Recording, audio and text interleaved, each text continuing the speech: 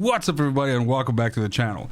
In the First Descendant, I think it's super important for you to get yourself a Descendant that you can farm void bosses with, since a lot of the really good end game stuff and modules and things like that you need, as well as the sets for the different characters and so, come from these void bosses. So you need to be able to farm at least some of them quite decently, fast, well, whatever you want to call it, so that you can start farming these things out and start gearing out some of your other characters or your own character, and pretty much, you know, just be able to afford all of the things that you need to be doing for those characters, and that's actually going to help you progress further in the game. Now, I don't think there's any other Descendant like Ultimate LEPIC at the moment right now in terms of what they're able to do to these void bosses. This is by far the most powerful killing engine that I have when it comes to being able to put these bosses on farm, and I literally have all of these bosses on farm, whether it's me doing it like single or in teams. This shit shines. It's a really powerful build, and that's the reason why I wanted to make this video, just to share that, and also just to get, because let me tell you something, there's nothing I enjoy more than playing this, but I can tell you the thing that I enjoy more than that is me playing this and then jumping into a void interception and there being another dude or another two dudes that are also running this setup, and then we just fucking nuke the boss to death in like 4 seconds flat, which is hilarious. So yes, let's have a look at this and basically see how it all comes together. But I think it's also super important for me at this point. I just want to mention that, and I said this in my Ultimate Bunny video as well, but that my philosophy when it comes to builds in this game, and specifically how I'm approaching it, is that I am not trying to build Swiss Army knife one build to rule them all kind of thing. So what I mean by this is that you are totally capable of building a Descendant. Some of them are better at this than others, but that can do infiltrations, those 20-minute missions, can farm really well, can kill bosses, can kill void intercepts equally good. And it can do all of those activities without dying and without you breaking too much of a sweat. However, the way that I think the developers want this to work is that you actually have to basically build yourself a team. And you have to have a Descendant that's really good at farming, and you have to have a Descendant that's really good at doing infiltrations, and then you have to have a Descendant that's really good at killing void bosses, and therefore you also don't get completely and utterly fucking overplaying the same thing the whole time. But it basically allows you to really make some of those Descendants shine in the thing that they are potentially best at. The example that I used in the video of Bunny was that Bunny's phenomenal at clearing large groups of enemies like super fast and basically speed farming, so that is one of her strengths. And then LEPIC would be, or rather Ultimate LEPIC in this regard, would be fucking good at killing bosses lickety split. So first things first, as I do usually, we'll talk a weapon. And again, once again, the weapon is not necessarily the most important thing here, as again, most of your damage, if not all of it, 99.9% of it, is going to be coming from your skills, more specifically your Mega Man fucking arm cannon. So what is super important is that whichever reactor you're using, the weapon that it wants to be mounted on is the one that you're using. That's very important. That's the most important thing for you to get into position before we start talking about things like, yeah, which, mod should you have on the weapon and that sort of thing. So in my case, this reactor is, in my opinion, probably one of the better ones that I could have found for LEPIC or for this setup for Ultimate LEPIC, because it has skill critical hit damage and it has skill critical hit rate, super high rolls on both of these. And this wants me to mount the perforator, so that's what I'm going to do. Also, the skill power boost ratio here is for fire skills and for tech skills. So this is a burning mechanics reactor, and this is the perfect reactor for arm cannon shenanigans. So in the case of the weapon, there are two very important mods that you should be putting on the weapon. Other than that, you don't have to put shit on it, because you're not going to be using this gun to kill people. This is going to be the gun that you have in your hand when you transform into arm cannon and then start blasting stuff. And for you to be able to have the best version of an arm cannon, you want to inherit the fire rate of the mods on the weapon. So what I mean by this is that you can see here this perforator, and the footage that you've been seeing running in the background of me fucking blasting void bosses is this exact weapon that I'm using. Has no other mods in except for fire rate up and sharp precision shot. Fire rate up is a no-brainer. This is just a flat 25% increase, and you can get this on whichever weapon class you have. So if you don't have a perforator, you're using a fucking thunder cage, whatever, you can still put that shit on there. And then sharp precision shot is the secret sauce here, because how sharp precision shot works is that you press the trigger in and you hold it down, and then even though you're starting with a slower fire rate, it spins up and eventually you're just throwing these pellets out. And it's through the use of this that you can go from 9 shots or 10 shots on one rotation of arm cannon to like 12 or 14, which is really good. More shots means more darts, means more damage. You know, you get the point. So get this done. Again, this sharp precision mod, or shot rather, also is possible to get on all weapon types or all ammo types for this particular setup. So if you have a thunder cage, you can also get sharp precision shot for a thunder cage. It's of course a different round calibration. So instead of you leveling up the impact rounds version of this, you need to go find yourself the general rounds version of it if you're using a thunder cage. But that's it for the weapon. That's all you need. Then the most important thing is really talking about the Descendant modules, because this is where your damage is going to be coming from. Now, the other way that you can increase your damage is by giving yourself more MP, which means that you can shoot more. So the point here is, think of it as like, and let me just do this right with my hands here. Think of it as a fucking triangle, okay? On the top of the triangle is all of your skill damage and crit and all that shit that you're going to load in with the modules. That's one piece of your damage. The other leg of the triangle is your MP. You need a decent amount of MP so that you can get those shots out. Each one of the shots on the arm cannon uses MP. So you might, if you don't have enough MP, it doesn't matter how much damage you're dealing, because if you're only shooting 1 or 2 or 3 or 5 shots out, it's not going to be that fucking juicy. So you need MP as well. And then the third part of the triangle, as I mentioned, is the fire rate. And that means that you also want to be shooting them as fast as possible so that you can utilize the cooldown, or rather the firing time that you have with the arm cannon for the best, right? So starting us out, and the reason why we use Ultimate LEPIC is because we want access to Firearm Master. Okay, now is it possible for you to have this build on normal LEPIC? Yes. Is it going to deal as much damage as this version does? No. Does it still fucking bang though? Yes. So you could build this exactly the same way that I have it here, with just Firearm Master being missing, and you will still just barbecue dudes. So you can absolutely do that. But if you want this to shine to the level that you've been seeing in some of the footage running in the background, then Firearm Master is your way. And the reason for this being that basically Firearm Master says that reloading a weapon increases your skill range, and then it says changing weapon increases your skill power. That's the part that we really want. So you don't have to worry about weird things that you have to do to activate this.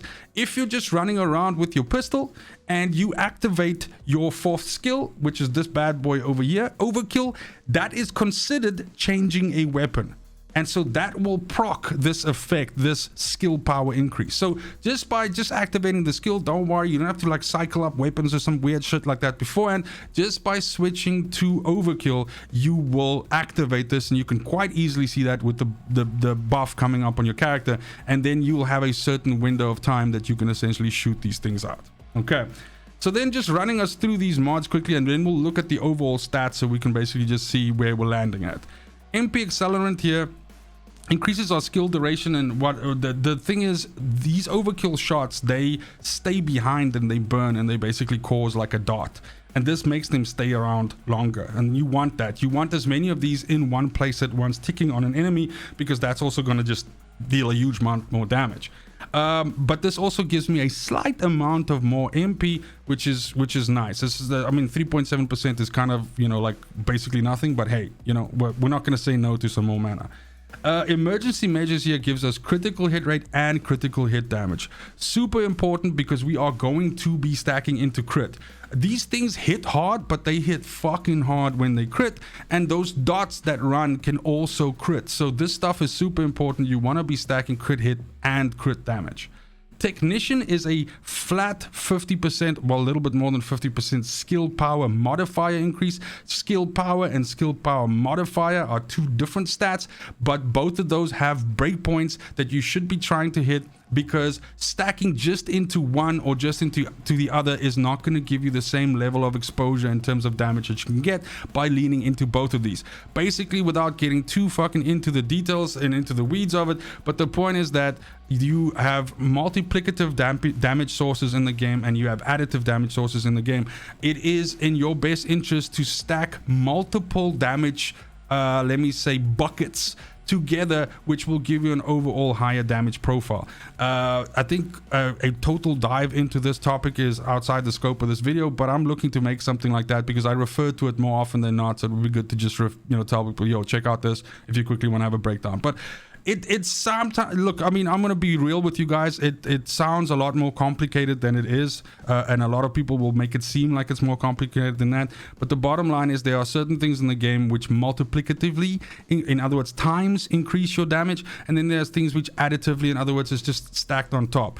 And it's important for you to understand this because, like, for example, if you think multiplicative damage is really fucking good and you just stack the shit out of it, remember that it's multiplying an original amount. And if that amount is super low, then if a simple example, if you're stacking something and it's like fucking 10 and your multiplier is like 400%, then that's not that fucking great. But if you stack that original amount as well to like 4,000 and then multiply it by multiplicative damage sources, then it's far more profound. And it's pretty much the gist of it. Maximize efficiency decreases our skill cost, and each one of those shots, they require MP, so this takes down the shot value of each one of them, so it costs less, which means you can shoot more of them. And you can see this here. You can see that this has an MP cost to originally activate, and then it has a continuous MP cost. This is basically going to help you to be able to afford more shots, to afford more uses of it. This, however, does give me a slight MP penalty, so this actually cancels out the MP accelerant one here, and that's how we keep ourselves from having like a negative. So you can't see it behind my fat fucking head, but that says 0% there because we're basically canceling the two out. Skill extension allows our overkill bullets, when they hit and they start burning, it allows that burn to happen longer, which is good because as long as it burns, it's ticking fire damage, which is phenomenal. Skill insight gives us a huge amount of critical hit rate. Again, like I said, hit rate and hit damage are super important stats for us. Skill concentration is our hit damage. These two are brother and sisters together. One is the critical hit rate, and then the other one is the damage that you get when you crit, which is great. You got to get both of them. And in the case of like a skill like front lines and emergency measures, both of these give you both of those, so that's phenomenal, right? And then we have, before I talk about dangerous ambush, let me just finish off by saying then fire specials, of course, this is fire skill power. So this is, you get skill power modifier and skill power. This is fire skill power, which is another bucket of damage. And again, just because our damage is fire, this is good.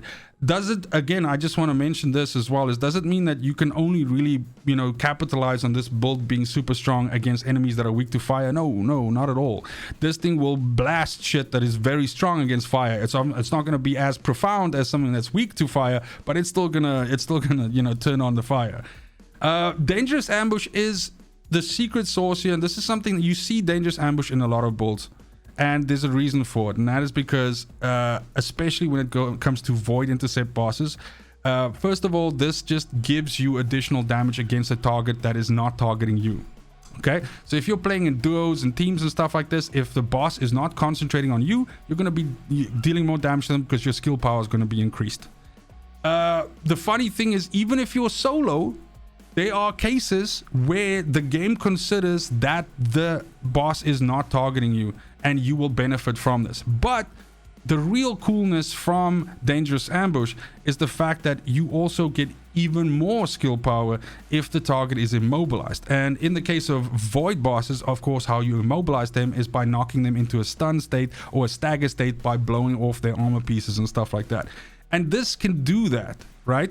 So you could shoot and hit on the right parts of a void intercept boss, and the overkill shots will actually destroy those components and then knock them into a stagger or stun state, and then you are benefiting from dangerous ambush's additional damage. And you can very, very easily usually see that when it fucking happens if you're looking at the footage or if you're doing it yourself, and you suddenly see large, extremely large chunks of HP just tick off the boss. That is usually when a dangerous ambush tick happens, because it is that fucking profound. And then last but not least, I already flashed the reactor before, but burning mechanics reactor is definitely the one that you want for. Additional damage to Colossus, since this is your boss killing thing, is also good. By the way, I don't just use this to kill void intercept bosses. When you have to do these reactor bosses that you have to basically kill so that you can you know, farm some of the mats and stuff off of them, these also die really well to this, and I find those bosses really irritating because they're so fucking bullet spongy, and in some cases there's literally 1 or 2 of these that are tougher than any of the void bosses, the void intercept bosses that I've fought in the game. But these void reactor bosses also die like bastards to this, so yeah, absolutely, that's good as well. And then when it comes to your external components, 4 out of 4 Slayer is really good for us, okay? And that's primarily because we want the skill power increase. What this does though is it does also increase your skill cost, which is not great, but because we are stacking MP and because we are trying to find other ways to just squeeze out a little bit more damage, it's okay. But the real juice here is skill power 26.1. It does, however, also have an effect here for Toad. So it says when defeating enemies inflicted by Toad, recovers MP and specialized resources. This is something that you can play around if you want to. Toad is the effect that the traction grenade gives to enemies. So if you, his traction grenade, when you throw that shit, then it like creates this like zone where it sucks all the enemies up, and they are then considered Toad. And so if you then kill those guys, they have a chance of giving you MP back, which is how you can play this in situations where you aren't necessarily using it as a boss killing engine, but you're rather using it as, you know, something to do like a dungeon with or something like that. But in any case, 4-piece Slayer gives you access to the skill power increase, which is the main reason that we want. Now you also want to be rolling really decent defensive stats on here, because as you can recall from looking over here, this is glass cannon as fuck. So if you are struggling with survivability with this, I pretty much can tell you that means you're not dealing enough damage. So you need to look at that.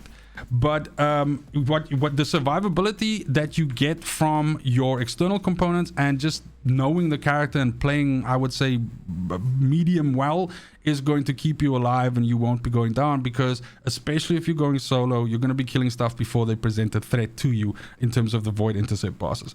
But yes, stacking good defensive stats on you is going to be beneficial to you. You'll see mine absolutely does that. So I've got defense, HP, and I've got resistance, and then here I've got shield, which is but I have this piece because this has max MP on. This is, I would say, really necessary. Not to say that the build's not going to work without this, but it kind of really needs this. You need max MP on your sensor.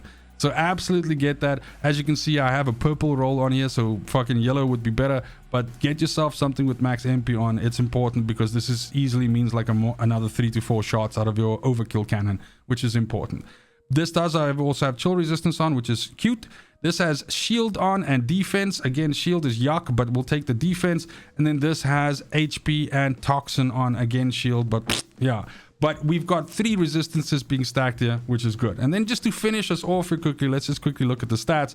So this means I end up at a super respectable 51.03 skill critical hit rate, and then a 4.4 multiplier on that hit damage on you. And this is why this actually just barbecues stuff the way that it does. It does hit hard and all of that stuff, but it's the fact that it crits so often, and then when those crits happen, it's so fucking catastrophic, is one of the reasons why this shit is so sexy. And that's it for the video. Thank you so much for watching, especially if you made it this far. Let me know in the comments down below how you are setting your LEPIC or ultimate LEPIC up, this being an ultimate LEPIC setup that we did here. And tell me if you're enjoying it as much. I've played pretty much all of the Descendants now. I think I'm literally only missing like the grenade dude. I forget his name, but the guy with the grenade launcher thing on his shoulder. But I've tried pretty much all the Descendants, and I've played all of them up to 40. And LEPIC is by far the most enjoyable for me. And it's weird because when I started out, I thought he was going to be the fucking most boring, but he is legit and he is legit at killing bosses. So I hope if you were looking for a Descendant that you could build up into a lethal void boss killing machine, that you end up getting yourself something like this, you will not be disappointed. Other than that, it's just super important to me that you have a fantastic morning, afternoon, evening, wherever you are in the world. Till next video, fucking cheers.